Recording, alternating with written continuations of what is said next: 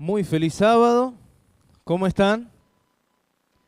Y son igual que los chicos del SECU. Todos los días cuando los saludo en formación, les digo cómo están. La primera me dicen bien, ahí casi un 7 por el intento. Y siempre tenemos que hacer un segundo saludo. Así que vamos de nuevo. ¿Cómo están? Muy bien. Y en el SECU siempre hay alguien que dice que está mal. Y es parte también, quizás hoy estás acá en la iglesia y no te sentís del todo bien, no tuviste una semana complicada, no tuviste una semana agradable, sino más complicada. Así que quizás este es el momento para que a través de la palabra de Dios podamos cambiar nuestra mentalidad, que tal vez está difícil por las situaciones que vivimos día a día. El tema que preparé para compartir con ustedes en esta mañana lo titulé de la siguiente manera: Sit-7 o Shibolet. ¿Sí? Son dos palabras que algunos van a entender una palabra y otros van a entender otra. ¿Sí? Los más jóvenes van a entender qué significa Sit-7 y los que les gusta leer la Biblia van a saber lo que significa Shibolet. ¿Sí? Pero son interesantes, son dos palabras, una que está actualmente de moda, fue la palabra del 2025, y la otra que es una palabra que está hace mucho tiempo en la Biblia, ¿sí? Y tienen bastante que ver estas dos palabras, ¿sí? ¿Qué significan Sit-7 y qué significa Shibolet? Nada. En algunos lugares, Sit-7 puede significar como más o menos, un casi, ¿no? Pero no significa nada. Shibolet, la función que tuvo en la historia que vamos a buscar hoy también, no es importante el significado de la palabra en sí, sino la utilidad que se le dio a esa palabra en ese momento. El mismo uso, son palabras diferentes, el mismo uso, pero con 3.000 años, un poquito más de 3.000 años de diferencia entre esa historia y nuestra realidad. Sit-7 y Shibolet son términos que se utilizaron en estos contextos diferentes para marcar pertenencia. Y no voy a decir más hasta que lleguemos a la historia bíblica para poder entender lo que significó en ese contexto específicamente, ¿no? Para la historia de hoy vamos a abrir nuestras Biblias, o vamos a aprender nuestras Biblias en el libro de Jueces. Jueces, capítulo 12. Y para poder entender la historia de hoy, también tenemos que entender primeramente el contexto. Según el libro de Jueces, el pueblo de Israel tuvo 12 jueces, ¿sí? Y ahora vamos a ver qué significa también ser un juez de Israel. No sé si se acuerdan los nombres de todos los jueces. Si yo les pregunto a ustedes si se acuerdan toda la formación de la selección argentina con los suplentes incluidos, creo que todos lo vamos a saber, ¿no? Pero los nombres de los jueces encima no solo son muchos, sino que son difíciles, ¿no? Pero se los digo rápidamente. Según el libro de Jueces son 12, pero ya en el libro de Samuel hay uno que está en el intermedio entre la monarquía y los jueces, que ahora lo vamos a ver, ¿no? El primero fue Otoniel, Ahod, Samgar, Débora y Barak, Gedeón y los hijos, Tola, Jair, Jefté, Ibsam, Elom, Abdón, Sansón, y según el libro de Samuel, un número 13, que fue Samuel justamente, ¿no? Entonces Samuel fue el último entre la monarquía y la organización del pueblo de Israel como jueces, ¿sí? Así que la época o el periodo de los jueces fueron aproximadamente unos 330 años, desde el 1380 a.C. hasta el 1050 a.C. Ahora, ¿qué significa ser un juez, o cuál era la forma de autoridad en los tiempos de los jueces? Bueno, nosotros, si no leímos mucho el libro de Jueces, nos podemos imaginar que un juez está ahí con su martillo, ¿no? Con su peluca y tomando decisiones. No, los jueces en Israel eran personas llamadas por Dios, que eran especiales, y ellos tenían la función de salvar al pueblo de Israel, ¿sí? De liberarlos de las opresiones de otros pueblos. Por ejemplo, quizá algunos ignorarán que Sansón quizás es uno de los más conocidos de todos los jueces, fue el último juez según el libro de los jueces. Y Sansón, ¿de quiénes los liberó? ¿Sí? De este pueblo que los atacaba, de este pueblo que los tenía bajo opresión. ¿Sí? De la misma manera, Dios llamó a diferentes personas para que sean una especie de salvadores, una especie de libertadores del pueblo de Israel. Pero los jueces fueron, y si leen las historias de ellos, en general fueron seres humanos con defectos y errores bastante graves. ¿Sí? En la mayoría de los casos, recién les nombré a Sansón, por ejemplo, una vida bastante inmoral, ¿no? Por eso, al final de cuentas, la persona más importante o el personaje más importante en el libro de jueces es Dios. ¿Sí? Es Dios teniendo no solo misericordia con el pueblo, sino con sus propios líderes, que tenían defectos para ser dulce, como se dice, ¿no? Entonces, este es un poco el contexto del libro de jueces, para poder ingresar ahora sí a la historia o al contexto específico de la historia de Jefté. Y para eso necesitamos un mapa. ¿Sí? De paso, los lugares en la Biblia no son gratis. ¿Sí? Los lugares en la Biblia son muy importantes para comprender el mensaje bíblico, ¿no? Así que acá tenemos un poquito el mapa. Jefté fue hijo de Galaad, ¿sí? Su padre se llamaba Galaad, y el nombre de la madre no se sabe, pero era una prostituta. ¿Sí? Así que cuando los hermanos se empezaron a sentir incómodos porque era el único hijo de la prostituta y no de la madre de los demás hermanos, lo echaron de la casa.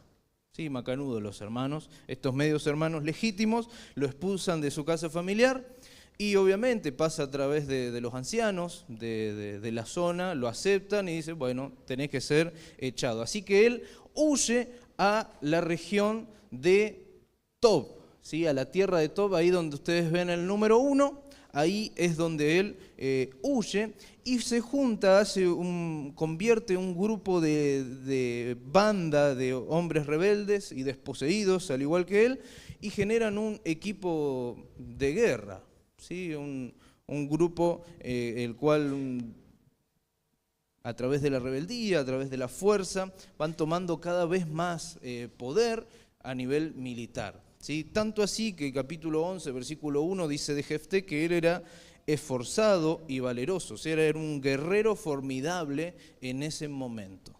Así que en ese momento el problema que tenía el pueblo de Israel en general eran los amonitas. Ahí ustedes ven el número 3, ahí estaban los amonitas que ya se habían metido tanto, habían avanzado tanto en las tierras de Israel que ya estaban por pasar el río Jordán.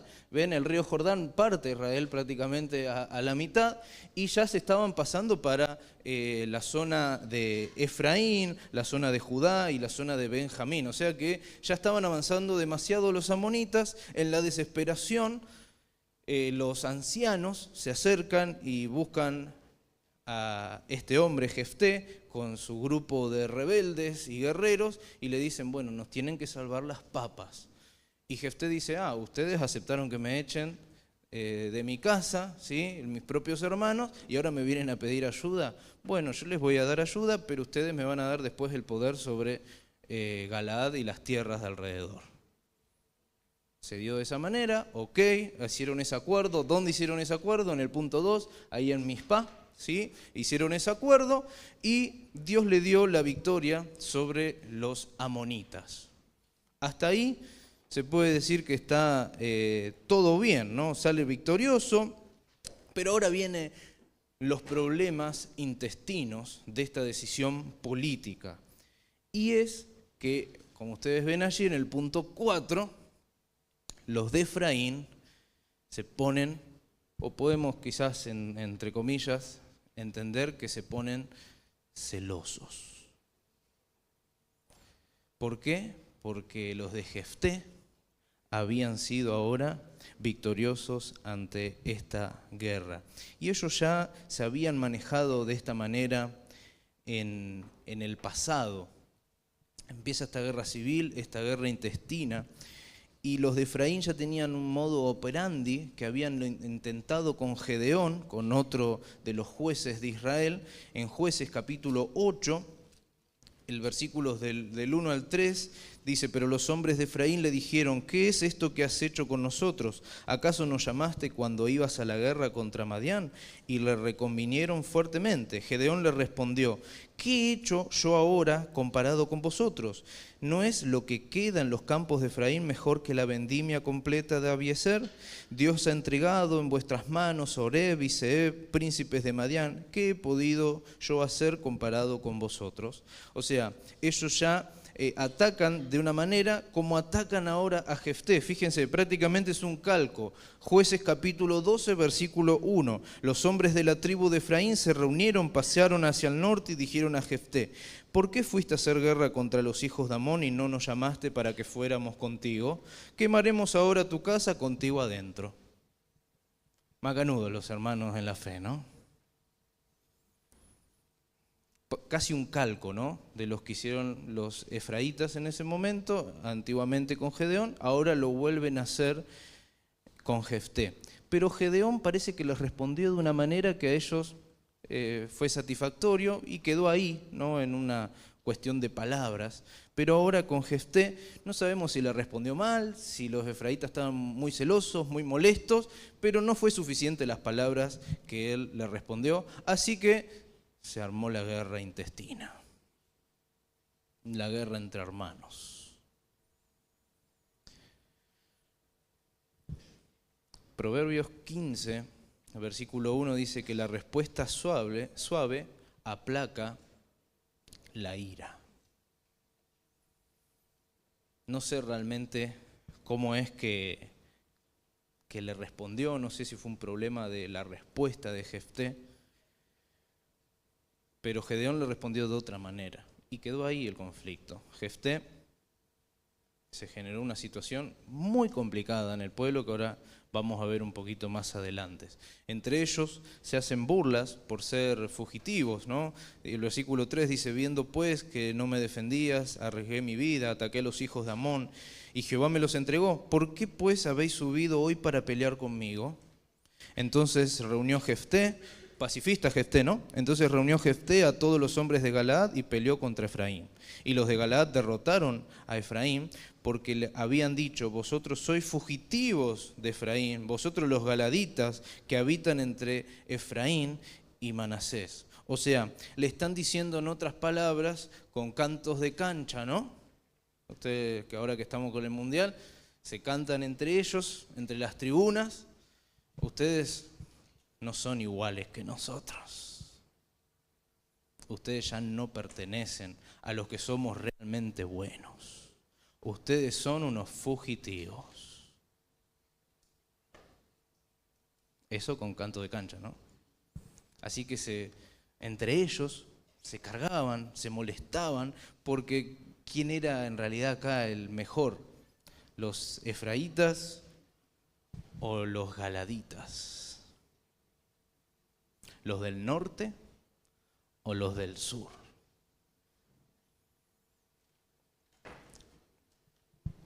Jefté los derrota.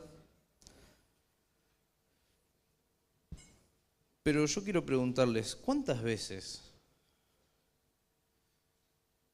nos alegramos por las victorias de nuestros hermanos? Podemos tener dos actitudes ante la vida. Una es enfermiza, la otra es saludable. Siempre que estemos en grupos sociales, sea iglesia, trabajo, donde sea, siempre otras personas irán triunfando, irán alcanzando metas, al igual que nosotros, Dios mediante. Tengo dos maneras de ver la vida. Siempre querer ser más que los demás, serruchar piso, intentar hablar mal por detrás, o alegrarme por las victorias de los otros. Cuando te alegrás por las victorias de los otros, eso es un motor para vos también seguir creciendo. Cuando querés serrucharle el piso a los demás, estás todo el tiempo con el veneno en la boca. te envenenás, te destruís. Dos formas de enfrentar la vida. Los efraitas no les gustó la victoria. Querían ser parte. Querían atribuirse la victoria de Jefté. En vez de decir, acérquense, hermanos, pues eran hermanos, ¿no? Eran israelitas. Acérquense, les preparamos acá una cena familiar. No, le prepararon una guerra familiar. Pero la palabra que marca acá la diferencia es lo que ustedes ven ahí en pantalla. Ustedes van a decir, no entiendo nada, y está bien, es normal, sí, a menos que les guste el hebreo, pero ustedes por lo menos pueden ahí ver que hay dos palabras, ¿sí? Hay una barra ahí que está dividiendo las dos palabras, y aunque quizás no lean el hebreo, porque no es necesario tampoco, ustedes van a ver que son prácticamente iguales estas dos palabras, Shibolet y Sibolet. Una letra de diferencia. El hebreo se lee de la izquierda a la derecha, o sea que ustedes van a encontrar allí a mi izquierda, ¿no?, la primera palabra, eso que ustedes ven que parece como un candelabro, un tenedor, no sé, busco lo más cercano al español, es una shin, ¿sí? Una sh en hebreo. Y después ustedes ven la barra que divide estas dos palabras, y eso que parece una O, que es la primera letra, es una sin, que es la S en hebreo.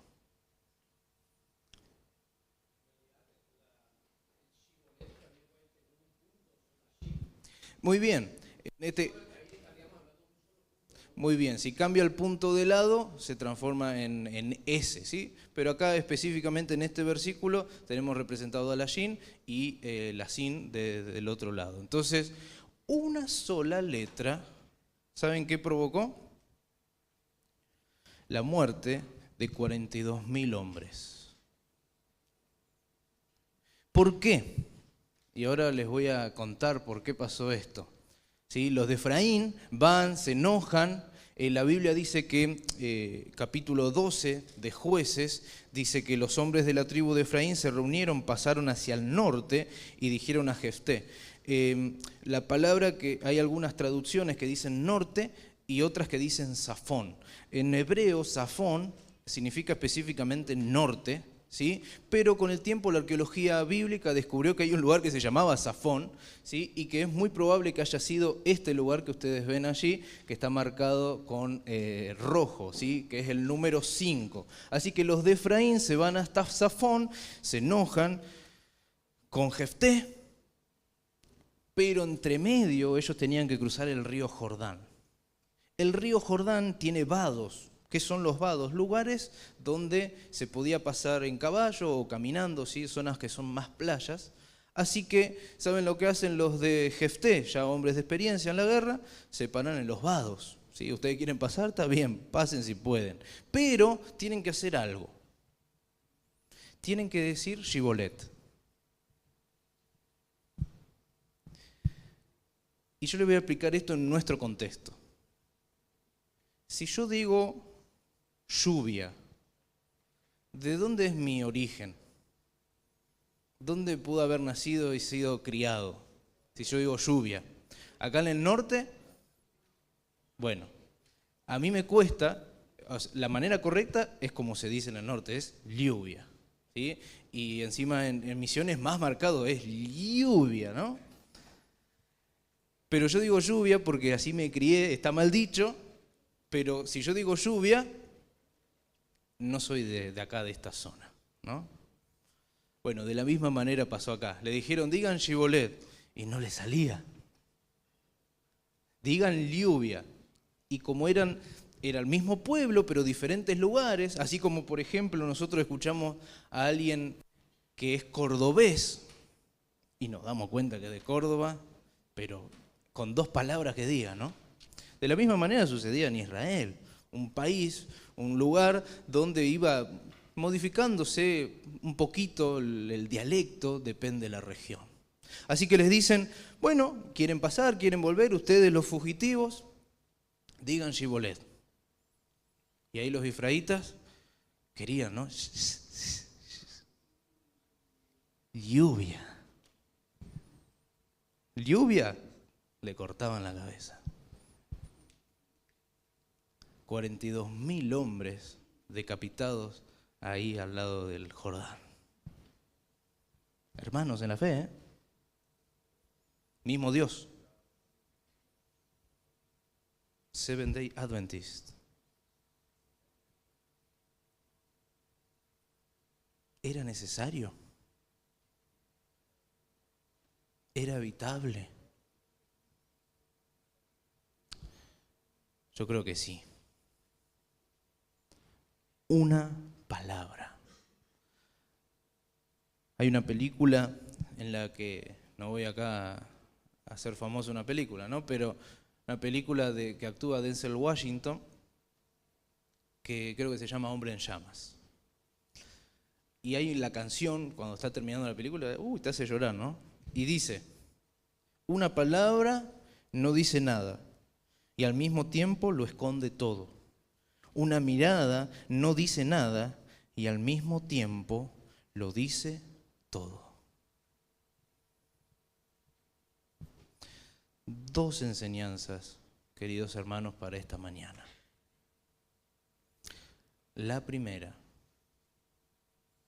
a veces con una palabra podemos dividir las mejores amistades. A veces con una mirada podemos dividir una junta de iglesia. A veces con nuestras palabras podemos romper el mandamiento de no matarás. No, es muy exagerado, pastor. Podemos matar a la gente con nuestras actitudes. De a poquito, los vamos matando. Con nuestras palabras, con nuestras miradas, con la forma en que los tratamos. Enfermamos y podemos llegar a enfermar a la gente.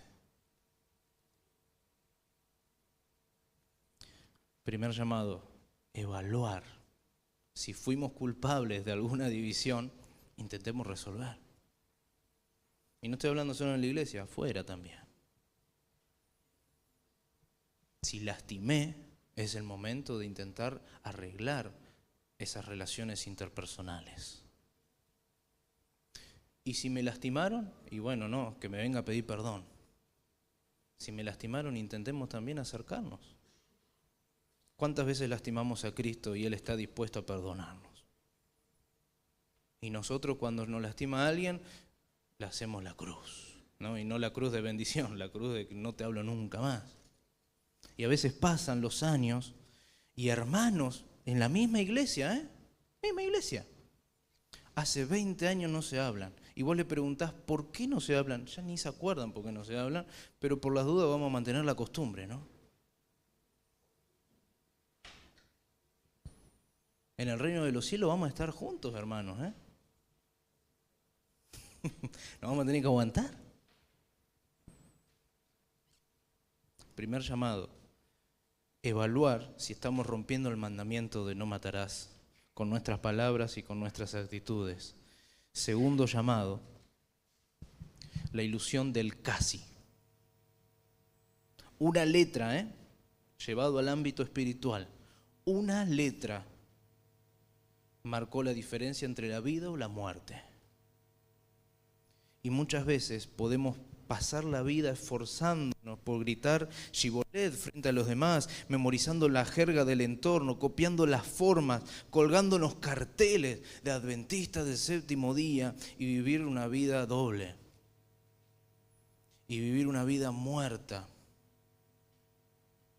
Contradictorio, ¿no? Una palabra no dice nada y al mismo tiempo lo dice todo. Una vida muerta. Nos vestimos muy bien para venir a la iglesia, todos los sábados puntual, pero en la semana estoy muerto.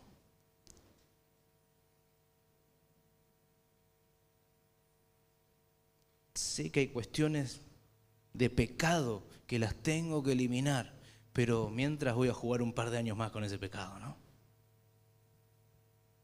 Inmoralidad, deshonestidad.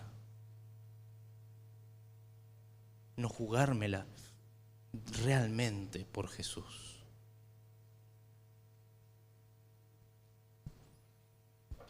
Grises. Sit-7. Casi.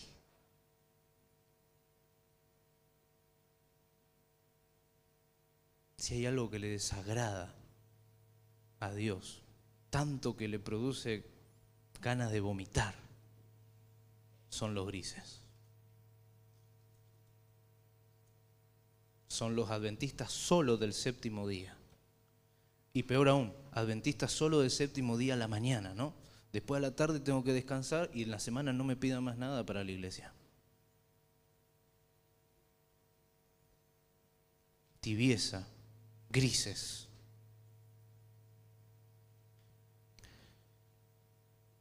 Es mi deseo, querida familia, que recordemos que hay un libertador, hay un juez, hay alguien que realmente nos puede salvar, hay alguien que puede transformar nuestras palabras, que a veces son iniciadoras de guerras en nuestras familias, en la iglesia, en nuestros trabajos, donde nos rodeemos de personas. Nos puede cambiar.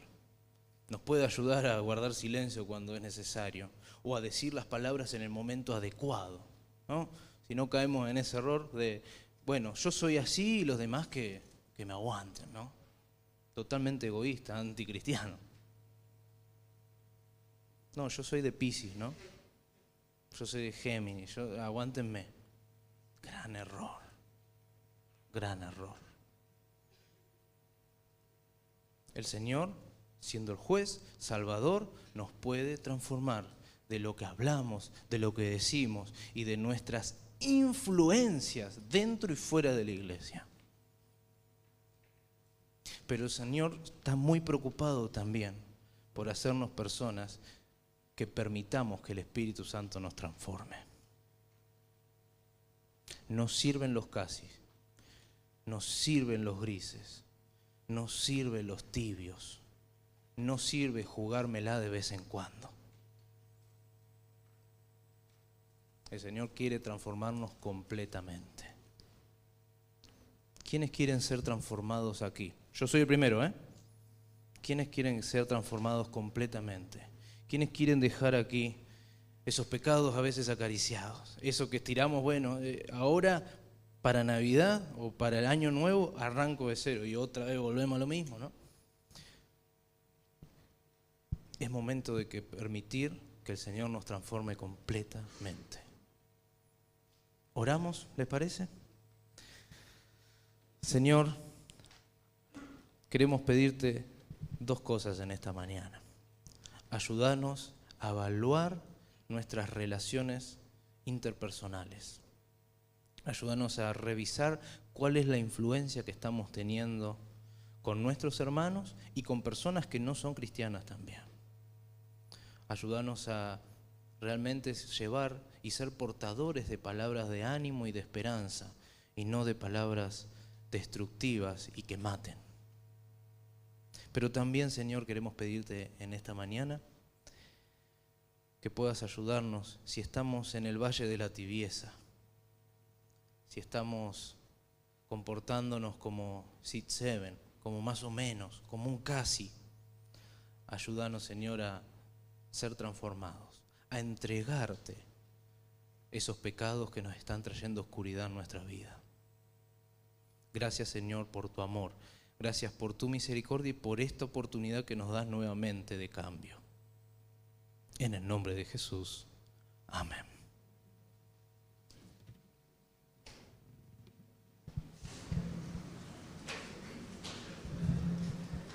Muchas gracias, Jonathan, por el mensaje.